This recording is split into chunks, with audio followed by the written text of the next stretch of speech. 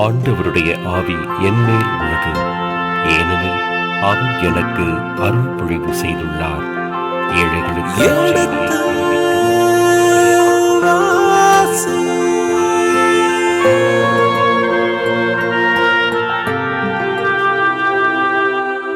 எடுத்து வாசி.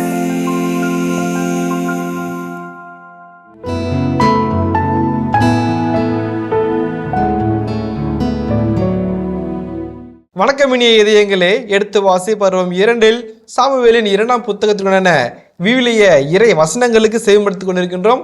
கடந்த பகுதியின் தொடர்ச்சியை இன்று தொடங்குவோம். வாருங்கள் நிகழ்ச்சிகள் செல்வோம். உங்கள் சார்பாக தந்தை அவர்களுக்கு வணக்கம் சொல்லி நிகழ்ச்சியை தொடங்குவோம். வணக்கம் தந்தை அவர்களே.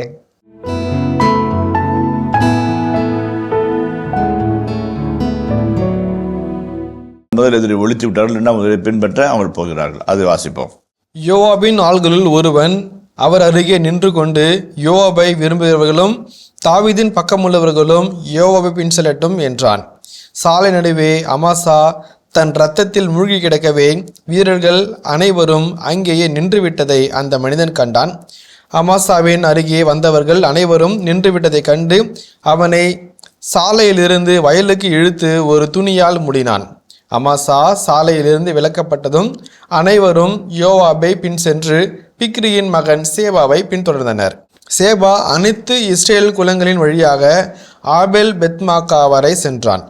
பிக்ரியை சார்ந்தோர் அனைவரும் ஒன்று திரண்டு அவன் பின் சென்றனர். யோவாபும் அவர் படையினரும் ஆபேல் பெத்மாக்காவில் முற்றுகையிட்டு சேபாவை வளைத்தனர். நகருக்கு எதிராக மதில்களை சுற்றி முற்றுகை கோட்டை எழுப்பினர். அக்கோட்டையிலிருந்து யோவாபோடு இருந்த வீரர்கள் அனைவரும் அம்மதிலை தகர்த்து கொண்டிருந்தனர்.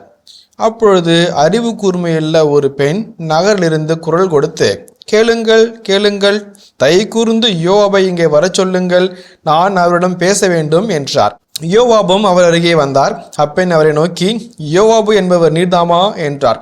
நானேதான் என்றார் யோவாபு. உம் அடியாளின் வார்த்தைகளை கேளும் என்றார் அப்பெண். கேட்கிறேன் என்றார் யோவாபு. அப்பெண் தொடர்ந்து யோவாபிடம், ஆபேலுக்கு சென்று ஆலோசனை கேட்பார்களாக என்ற சொல் வழக்கு முற்காலத்தில் இருந்தது. அதன்படியே சிக்கல்கள் தீர்க்கப்பட்டு வந்தன. இஸ்ரேலில் நாங்கள் அமைதியும் நாணயமும் உடையவர்கள். இஸ்ரேலின் தாய் என விளங்கும் இந்நகரை நீர் அழிக்க தேடுவதேன்? ஆண்டவரின் உரிமை சத்தை நீர் விழுங்க முயல்வதேன் என்று கேட்டார். அதற்கு யோவாபு, இல்லை, விழுங்க வேண்டும் அல்லது அழிக்க வேண்டும் என்ற எண்ணம் எனக்கு அறவே இல்லை. காரியம் அதுவன்று. எப்ராயிம் மலைப்பகுதியை சார்ந்த பிக்ரியின் மகன் சேபா என்பவன் அரசர் தாவீதுக்கு எதிராக கையோங்கியுள்ளான். அவனை மட்டும் என்னிடம் ஒப்படையுங்கள், நான் நகரிலிருந்து விலகிச் செல்வேன் என்று பதில் கூறினார். அப்பொழுது அப்பெண், இதோ அவன் தலை நகர மதிலுக்கு அப்பால் உம்மிடம் தூக்கி எறியப்படும் என்றார். மக்கள் அனைவரையும் அப்பெண் அணுகி மதிநுட்பத்துடன் பேசினார். அவர்களும் பிக்ரியின் மகன் சேபாவின் தலையை வெட்டி யோவாபிடம் எறிந்தார்கள். யோவாபு எக்காலம் ஊத ஒவ்வொருவரும் நகரை விட்டு நீங்கி தத்தம் வீடுகளுக்கு சென்றனர். யோவாபு எருசலேமுக்கு திரும்பி அரசரிடம் சென்றார்.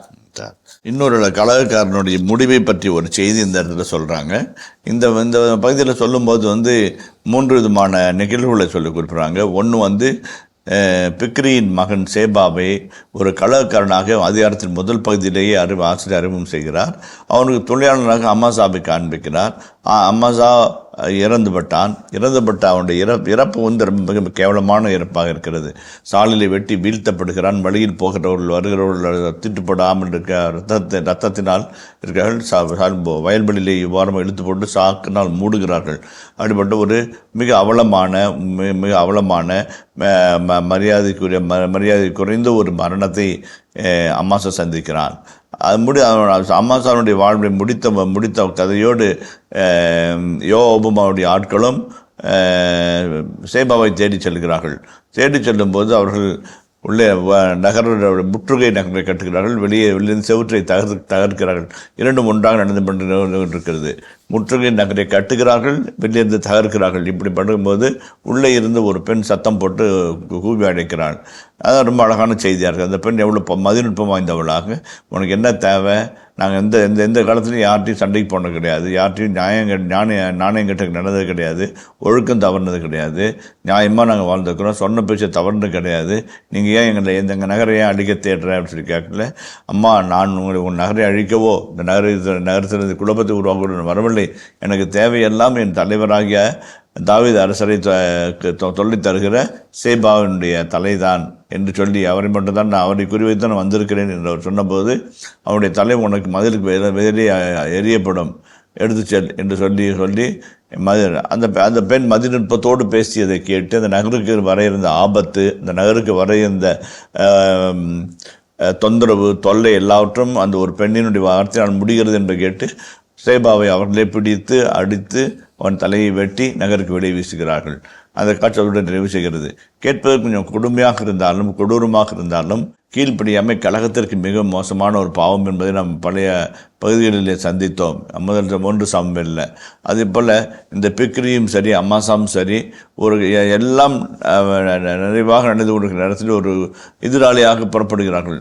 எல்லாம் 2 செய்திகளை நம்ம பார்க்கணும். ஒன்று தாவீதினுடைய அரியாசனத்துக்கு எதிராக அப்சலோம் மட்டும் கலகம் செய்யவில்லை. இந்த பிக்ரியுடைய மகனாகிய சேபா, அம்மாசா இவர்களும் கூட கலகத்திற்குள்ளாக ஈடுபட்டு இருந்திருக்கிறார்கள் என்பதை நாம் புரிந்து கொள்கிறோம். ஆக தாவீதுடைய அரசு பொற்காலம் என்று சொன்னாலும் கூட இந்த இப்படிப்பட்ட சின்ன சின்ன இடைச்சர்களோடு கூடிய போராட்டத்தை சார்ந்த வன்முறைகளும் இருக்கத்தான் செய்திருக்கிறது என்பதை நாம் மறந்துவிடக்கூடாது. அனைத்து இஸ்ரேலின் படைத்தலைவராக யோவாபும் கிரேத்தியர் பெலத்தியர் ஆகியோரின் தலைவராக யோயாதாவின் மகன் பெனாயாவும் இருந்தனர். அதோராம் கொத்தடிமைகளுக்கு பொறுப்பாளராகவும் அகிலூத்தின் மகன் யோசபாத்து பதிவாளராகவும் இருக்க, சேவா செயலராகவும் சாதோக்கும் அபியாத்தரும் குருக்களாகவும் பணியாற்றினர். யாயிரை சார்ந்த ஈராவும் தாவீதின் குருக்களில் ஒருவராக இருந்தார். 23, 24 வசனங்கள் தாவீது மீண்டும் நகருக்கு திரும்பிய பிறகு அவருக்கு உதவி செய்த அரசாட்சி குழுவினரை பற்றிய ஒரு செய்தியை நமக்குள்ளாக தெரிந்து வருகிறது. அதில் குறிப்பாக பார்த்தோம்னாக்க அவரோடு எப்பொழுதுமே துணையாக இருந்த யோவாப் இருக்கிறார். அதே மாதிரி பார்த்தா பெனாயா இருக்கிறார். அதே மாதிரி அகிலூத்தின் மகன் யோசபாத்து பதியாளராக இருக்கிறார். இவர்கள் எல்லாருமே முக்கியமான பதவிகள். 2 காரியங்கள் எதுவும் தெரிந்துக்கிறோம். எதெல்லாம் முக்கியமான அந்த காலத்து பதவிகளாக இருந்திருக்கிறது என்பதை நாம் தெரிந்துக்கிறோம். அதில் தாவீதினுடைய முக்கியமான பதிலாளிகளாக யாரெல்லாம் இருந்திருக்கிறார்கள் என்பதையும் இந்த பகுதி நமக்கு சுட்டி காட்டுகிறது, மிகவும் சுட்டி காட்டுகிறது. அதே மாதிரி அபியாத்தரும் ஜாடோக்கைட் பிரிஸ்டூட் என்று சொல்வார்கள். அபியாத்தர் பிரிஸ்டூட் என்பார்கள். அபியாத்தர் ஜாதோக் அந்த இடத்துல அவர்கள் குருக்களாக இருந்து செயல்படுகிறார்கள். தந்தை அவர்களே, வாழ்வியல் பாடங்கள் கடந்து போகிறதுக்கு முன்னாடி எனக்கு ஒரே ஒரு டவுட். உங்கள் வாழ்வியல் பாடங்களில் இதுவும் சேர்த்து நீங்கள் சொல்லணும்னு சொல்லிட்டு இந்த ஒரு அம்மா அழகாக ஒரு பகுதி சொல்கிறாங்க, எங்கள் நகரத்துக்கு ஒரு தனி சிறப்பு இருக்குது அப்படின்னு சொல்லிட்டு. அப்போது நம்முடைய நகரத்துக்கு ஏதாவது தனி சிறப்பு இருக்குமா? நான் வாழ்ற ஊருக்கு தனி சிறப்பு இருக்கணுமா? இருக்கும். ஒவ்வொரு ஊருக்கும் திண்டுக்கல் போட்டு கோவில்பட்டி முறுக்கின்ற மாதிரி. அதோடு இல்லாமல் நன்மதிப்புக்கு உண்டான ஒரு இருக்கணுமான்னு சொல்லிட்டு சாமி. இப்போ நம்முடைய இந்திய அரசியலில் கூட நாலந்தா பல்கலைக்கழகம் அந்த காலத்தில் அவ்வளோ சிறப்பு வாய்ந்த ஒரு பெரிய பல்கலைக்கழகம், பல ஆயிரக்கணக்கான மாணவர்கள் படித்த பல்கலைக்கழகமாகவும் அந்த நாலந்தாலாம் இருந்திருக்குது. இப்போ அதே மாதிரி இப்போ திருச்செங்கோடு நாமக்கல் பகுதி பார்த்தோம்னா கல்வி மாவட்டம்னு சொல்லுவாங்க. அதே மாதிரி அது மாதிரி ஒவ்வொரு வகையிலும் ஒவ்வொரு இடங்களும் இருக்க தான் செய்யுது. அந்த காலத்துலேயும் குறிப்பிட்ட ஒரு சில முக்கியமான நகரங்கள் ஒரு சில பொருட்களுக்காக, ஒரு சில ஆட்களுக்காக, ஒரு சில நிகழ்வுகளுக்காக பெயர் பெற்றதாக இருக்கும். உதாரணத்துக்கு பார்த்தோம்னாக்க சிட்டி ஆஃப் டேவிட் அப்படிம்பாங்க. தாவீது நகரம் பெத்லஹேமு, அது மேலே வெர்சன் கொள்ளுவாரில் கொண்டு சிட்டி ஆஃப் டேவிட் இன்றைக்கும் சொல்லுவாங்க. அந்த 2000 வருடங்களாகவே அந்த வார்த்தை வந்துகிட்டே இருக்குது. சிட்டி ஆஃப் டேவிட், தாவீது அரண்மனை எல்லாம் இருக்கிற அந்த பகுதி சிட்டி ஆஃப் டேவிட் என்று சொல்வார்கள். தாவீது நகரம் என்று சொல்லுவார்கள். பெத்லஹேம் பார்த்தோம்னாக்கா நம்ம மறுபடியும் இந்த ஜெஸ்ஸேனுடைய தளிர் அங்கே தான் துளித்தது. ஆமோஸனுடைய ஊரும் தெக்கோவா, ஜெஸ்ஸிலிருந்து 3 கிலோமீட்டர் அந்த தூரம் தான்.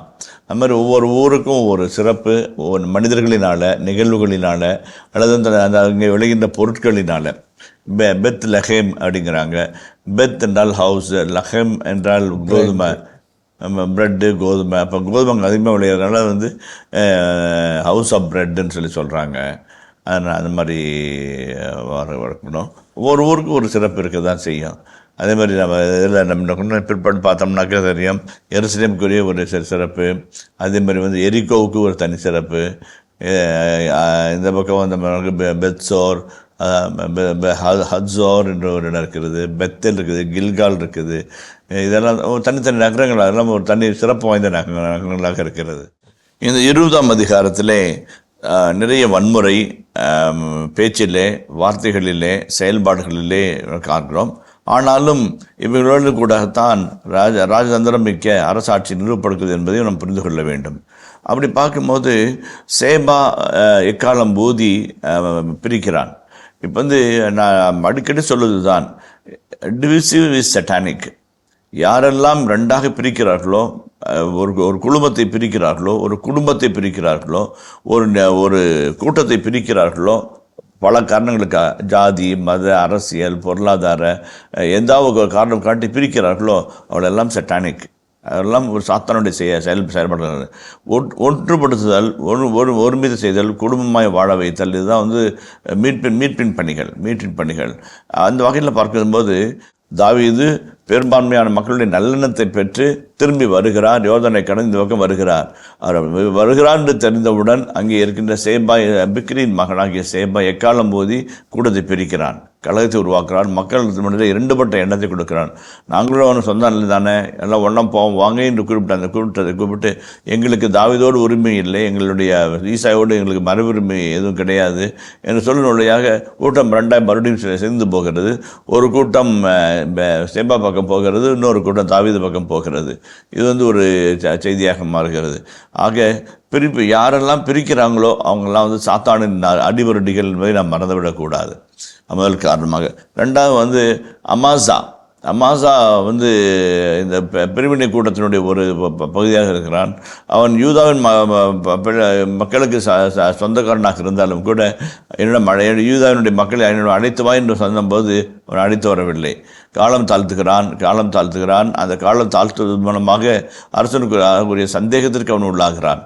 இப்போ இதனால் என்ன ஆகிறது, அரசன் வந்து இவர்கள் இருவரையும் களை எடுக்க வேண்டிய ஒரு கட்டாயத்திற்கு உள்ளாக்கப்படுகிறார். அரசுடைய வார்த்தைகளிலே பிக்ரியின் மகனாகிய சேபா அப்சலோமை விட கொடுமையானவன், அவன் கண்களிடம் மண்ணை தூவிவிட்டு அவன் எங்கே வேணால் தப்பித்து போட்டுவிடலாம், மிகப்பெரிய ஆபத்தை விளைவிக்கக்கூடியவன், அவனை நாம் கலைந்தெடுக்க வேண்டும் என்று அரசன் சொல்லுகிற அளவிற்கு அந்த இடம் மாறி போகிறது. அந்த வகையில் பார்க்கின்ற போது நகரத்தை தாண்டி அவர்கள் ஆபேல் பெத்மேக்காவுக்கு வருகிறார்கள். அங்கே வெளியே ஒரு சுவர் கட்டப்படுகிறது. அது வெளியே அவர்கள் இடிக்கிறார்கள், உள்ளே ஒரு சுவர் கட்டப்படுகிறது. இப்படி ஒரு இக்கட்டான ஒரு சூழ்நிலை இருக்கும்போது தான் அந்த பெண், விவேகமுள்ள ஒரு பெண் சப்தமாக சொல்லுகிறாள், இந்த மாதிரி ஏன் உங்களுக்கு என்ன தேவையோ அதை மட்டும் எடுத்துகிட்டு போங்களேன், ஏன் அவங்களை தொல்லை பண்ணுறீங்க என்று. இந்த இடத்துல நான் மிக குறிப்பிட்டு சொல்ல வேண்டியது என்றால், ஒரு பெண்ணினுடைய செய்தியை யோவாபு தன்னை வணங்கி கேட்கிறார். யோவாபு அரசனுடைய படைத்தளபதி, பல வீர செயல்களுக்கு அதிபதியாக இருக்கிறார். அந்த பெண் சொல்கிறாள், உங்களுக்கு தேவை சேபாவுடைய தலைதானே, அது உங்களுக்கு மகளுக்கு வெளியே எரியப்படும், எடுத்து செல்லுங்கள் என்று சொல்லும்போது அந்த பெண்ணின் வார்த்தையை கேட்டு அடங்கி அவள் போகிறார். அது வந்து மிக முக்கியமானது. அதுதான் வந்து சில சமயத்தில் வந்து நாம் நல்ல அறிவுரை எங்கிருந்து வந்தாலும் அதை செவி கொடுத்து கேட்கக்கூடிய நல்ல மனநிலை நமக்குள்ளாக இருக்க வேண்டும். நமக்குள்ளாக இருக்க வேண்டும். அந்த அறிவுரைகளை வந்து நம்ம கேட்கக்கூடியது இவங்க மட்டும் தான் அறிவழியாக பேசுவாங்க, இவங்க தான் வந்து நியாயமாக பேசுவாங்க, இவங்க தான் வந்து அறிவாக பேசுவாங்க, அப்படி இல்லை. நல்லெண்ணம், நல்ல சிந்தனை, நல்ல செயலூக்கம் அல்லது நல்ல திட்டமிடல் யாருடமிருந்தாலும் வரலாம். அவருடைய அனுபவத்திலிருந்து, அவருடைய செயல்பாட்டிலிருந்து, அவருடைய செயல்திறனிலிருந்து, அவருடைய செயல் ஊக்கத்திலிருந்து வருகிறதை நாம் புரிந்து கொள்ள வேண்டும். அதுதான் ரொம்ப முக்கியம். சில சமயத்தில் வந்து வீட்டில் நம்ம நிறைய பிரச்சனையை போட்டு குழப்பிட்டு கிடப்போம். சின்ன பசங்க, சின்ன பிள்ளைங்க, சின்ன பாப்பாங்க, ஏமா இப்படி பண்ணக்கூடாது அப்படின்னு கேட்கல, அதானே அப்படின்னு ஒரு எண்ணம் வரும், நமக்குள்ளே வரும். அப்போ எல்லா இடத்துலேருந்து எங்கேருந்து வேண்டுமென்றால் நமக்கு வந்து உண்மை வரக்கூடும், நன்மை வரக்கூடும் உணர்ந்து நாம் அதை புரிந்து கொண்டு நடந்தோம் என்றால் நமக்கு பல விதமான நல்ல செய்திகளை சந்திப்போம். அதே போல் தாவீது முன்பாக ஒரு பெண் வருகிறாள். தெக்காவாவிலிருந்து அவன் 2 பிள்ளைகள், ஒரு பையன் இறந்து விட்டான், ஒரு பையன் உயிரோடு இருக்கிறான். அவனே அந்த பெண் சொல்லும்போது தாவீது கேட்டார். தாவீதோடு இருந்த யோவாபும் அதே போல் செயல்படுகிறார். இந்த பெண்ணினுடைய குரலை கேள்விப்பட்டு, அபேல் பெத்மக்கானுடைய இருக்கிற அந்த பெண்ணுடைய குரலை கேள்விப்பட்டு செயல்படுகிறார். ஆக வந்து நம்ம வந்து அறிவுரை இவரால் தான் முடியும், அவரால் தான் முடியும் என்று நம்ம வரையறுக்கக்கூடாது. எல்லாராலும் அறிவுரை வருவதற்கு வாய்ப்புண்டு என்பதை நாம் மறந்துவிடக்கூடாது. மூன்றாவதாக, இந்த பகுதிகளிலே காணப்படுகின்ற வன்முறை காட்சிகள் மிகுந்த கத்தியரை குத்துறாரு, ஒரே குத்துறாரு, மறு குத்துறதுக்கு தேவையில்லாத அளவு செத்து போகிறார். வன்முறை காட்சிகள் அரசாட்சியில் இதெல்லாம் வரலாற்றின் பக்கங்களோடு கூட நடக்கிற நிகழ்வுகள். இது வந்து நம்ம மறக்க முடியாது. இதில் 2 காரணம் நம்ம பார்க்கணும். ஒன்று வந்து ஐயோ இவ்வளோ வன்முறையாக, இவ்வளோ தீவிரமாக, இவ்வளோ ரத்தம் சிந்ததா என்று நினைப்பதை விட ஆசிரியர் யதார்த்தமாக உள்ளது உள்ளபடி சொல்லியிருக்கிறார் என்பதை நாம் புரிந்து கொள்வதற்கு நாம் சந்தோஷப்பட வேண்டும். உள்ளது உள்ளபடி அவர் சொல்லியிருக்கிறார். இணைச்சட்ட வரலாற்று நூல் ஆசிரியருக்கு ஒளிவு மறைவு கிடையாது. எது எல்லாம் அவருடைய எரியலுக்கு தேவையாக இருக்கிறதோ அது எல்லாம் அருமையாக சொல்லுகிறார். 20ஆம் அதிகாரத்தை கடந்து நாம் போகும்போது இன்னும் சில வன்முறை காட்சிகள் வரதான் செய்யும். அவையும் வரலாற்று பக்கங்களோடு இணைந்து வரக்கூடியவை என்பதை நாம் புரிந்து கொள்ள வேண்டும் என்பதை அறிவுறுத்த விரும்புகிறோம். நன்றி தந்தையவர்களே, இந்த 20ஆம் அதிகாரத்துடனான சிறப்பான விளக்குகள் வழங்கியிருக்கிறீர். நன்றி கூறுகின்றோம். அதுவும் குறிப்பாக இந்த இரத்த குத்து என்பதெல்லாம் சொல்லுகின்ற பொழுது எப்படி நாம் இதை கையாள போகிறோன்ட்டு ஒரு பதட்டம் எனக்குள்ள இருந்துச்சு சாமி. நீங்கள் அழகாக இந்த ஒரு பகுதி, இந்த ஆசிரியர் இந்த தேவைக்காக இதை சொல்லியிருக்காரு, உள்ளதை சொல்லியிருக்காருன்னு சொல்லியிருக்கீங்க. நல்லா இருக்கு சாமி, சந்தோஷம். இதுவும் கூட எங்கள் வாழ்வியல் பாடகமாக அமைகிறது. உள்ளதை சொல்வோம், எது நமக்கு தேவையோ அதை நம்ம எடுத்துக்கொள்வோம். உள்ளதின் போலவே இல்லாமல் கடவுளுடைய கிருபையில் நல்லதாக நடக்கும் சொல்லியிருக்கீங்க சாமி. நன்றி. இனி இதயங்கள் இதுவரை நாம் 20ஆம் அதிகாரத்துடனான விவிலிய விளக்கங்களுக்கு செய்யப்படுத்திருக்கின்றோம். இந்த அதிகாரத்தின் இறை வசனங்களுக்கு செவிமடுப்போம். சாமுவேல் 2ஆம் நூல், அதிகாரம் 20. அப்போது பென்யமீன் குலத்தை சார்ந்த பிக்ரியின் மகன் சேபா என்ற இழிமகன் அங்கு இருந்தான். அவன் எக்காளம் ஓதி, எங்களுக்கு தாவீதிடம் பங்கு இல்லை, ஈசாயின் மகனிடம் மரபுரிமையும் இல்லை. இஸ்ரவேலரே, ஒவ்வொருவரும் உங்கள் கூடாரங்களுக்கு செல்லுங்கள் என்றான். இஸ்ரவேலர் அனைவரும் தாவீதை பின்பற்றுவதை விட்டுவிட்டு பிக்ரியின் மகன் சேபாவின் பின் சென்றனர். ஆனால் யூதாவினரோ யோர்தான் முதல் எருசலேம் வரை தங்கள் அரசரை சார்ந்திருந்தனர். தாவீது எருசலேமில் உள்ள தம் வீட்டுக்கு வந்தார். தம் வீட்டை பாதுகாக்க தாம் விட்டு வந்த 10 வைப்பாட்டியரையும் அழைத்து பாதுகாப்புள்ள ஒரு வீட்டில் அவர்களை வைத்து தேவையானவற்றை கொடுத்து வந்தார். ஆனால் அவர்களோடு உறவு கொள்ளவில்லை.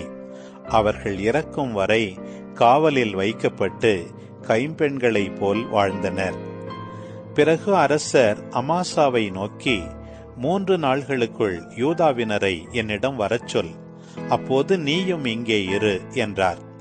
அமாசா யூதா மக்களை அழைக்கச் சென்றான். ஆனால் தனக்கு குறித்த காலத்தை மீறி காலம் தாழ்த்தினான். தாவீது அபிசாயை நோக்கி, பிக்ரியின் மகன் சேபா அப்சலோமை விட மிகுதியாக நமக்கு தீங்கிழைப்பான். உன் தலைவரின் பணியாளரை அழைத்து கொண்டு அவனை துரத்திச் செல்லுங்கள். இல்லையேல் அரண்சூழ் நகர்களை கண்டு நம் கண்ணிலிருந்து தப்பிவிடுவான் என்று சொன்னார். யோவாபின் ஆள்களும் கெரேத்தியர் பெலேத்தியரும் வலிமை மிகு வீரர்கள் அனைவரும் அபிசாயின் தலைமையில் சென்றனர். அவர்கள் எருசலேமிலிருந்து புறப்பட்டு பிக்ரியின் மகன் சேபாவை பின்தொடர்ந்தனர். அவர்கள் கெபையோனில் உள்ள பெருங்கல் அருகே வந்தனர். அமாசா அவர்கள் முன்பாக வந்தான். யோவாபு தாம் உடுத்தியிருந்த போருடை மீது ஒரு கச்சை கட்டியிருந்தார். அதிலே உரையோடு கூடிய ஒரு குறுவாள் செருகப்பட்டிருந்தது. அவர் முன்னால் சென்றபோது அது கீழே விழுந்தது. யோவாபு அமாசாவை நோக்கி, சகோதரனே நலமா என்று கேட்டு அவனை முத்தமிடுவதற்காக வலக்கையால் அவனது தாடியை பற்றினார். யோவாபின் இடக்கையில் இருந்த குறுவாளை பற்றி அமாசா எச்சரிக்கையாக இல்லை. யோவாபு அதை அவன் வயிற்றில் குத்த அவனது குடல் தரையில் சரிந்தது.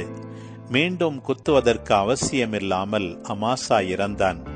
அதன் பின் யோவாபும் அவருடைய சகோதரன் அபிசாயும் பிக்ரியின் மகன் சேபாவை பின்தொடர்ந்தனர்.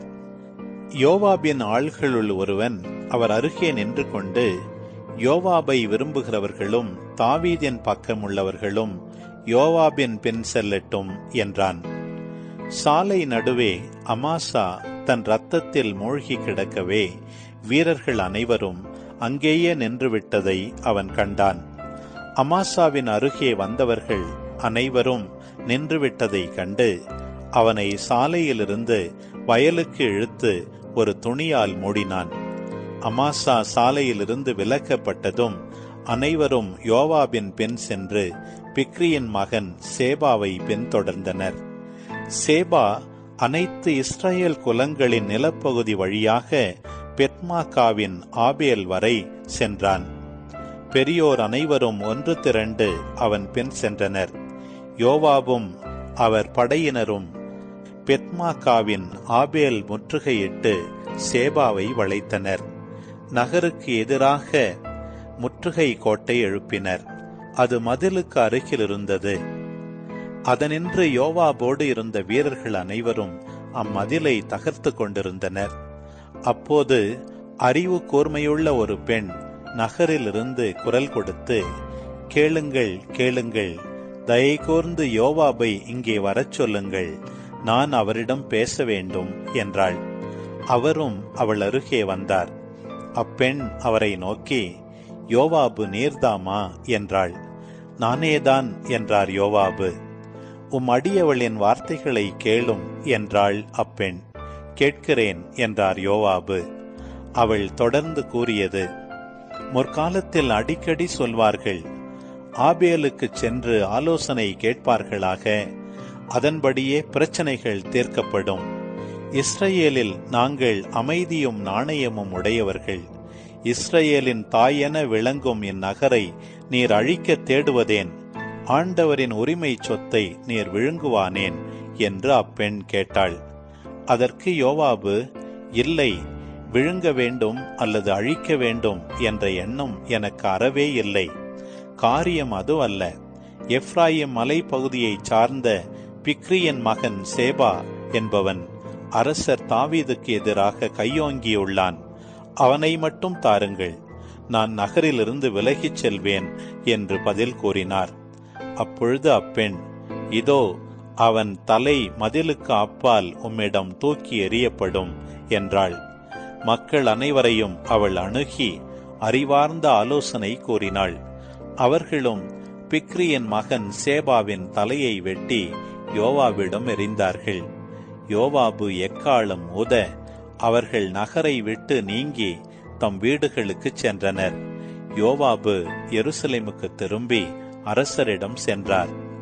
யோவாபு அனைத்து இஸ்ரேலின் படைத்தலைவராகவும் பெனாயாவின் மகன் யோயாதா கெரேத்தியர் பெலேத்தியரின் தலைவனாகவும் இருந்தனர். அதோராம் கொத்தடிமைகளுக்கு பொறுப்பாளனாகவும் அகிலூத்தின் மகன் யோசபாத்து பதிலாளனாகவும் இருக்க, சேவா செயலராகவும் சாதோக்கும் அபியத்தாரும் குருக்களாகவும் பணியாற்றினர். யாயிரை சார்ந்த ஈராவும் தாவீதின் குருக்களில் ஒருவனாக இருந்தான். இனி இதயங்களை எடுத்து வாசிப்பருவம் 2 சாமுவேலின் 2ஆம் புத்தகத்துடனான விவிலிய இறை வசனங்களுக்கு செய்யப்படுத்திக் கொண்டிருக்கின்றோம். இதன் தொடர்ச்சியை மீண்டும் அடுத்த பகுதியில் தொடர்வோம். அதுவரை இணைந்திருங்கள். இயேசுவுக்கே புகழ், இயேசுவுக்கே நன்றி, மரியே வாழ்க. 3 ஆண்டு காலம் தொடர்ந்து பஞ்சம் ஏற்படுகிறது. தொடர் பஞ்சம் ஒரு வருஷம் பஞ்சம்னாவே கஷ்டம், நம்ம சால்வ் பண்ணோம் அப்படின்னு நினைப்போம். இன்னொரு வகையில் இன்னொரு ஆன்மீக வழியில் இருப்பாங்க. ஆன்மீக வழி என்பது நிறைய சமயம் நீடித்த வழியாக இருக்கும், நேர்மையான வழியாக இருக்கும், நலமான வழியாக இருக்கணும், பர்மனண்ட் சொல்யூஷனாகவும் இருக்கும்.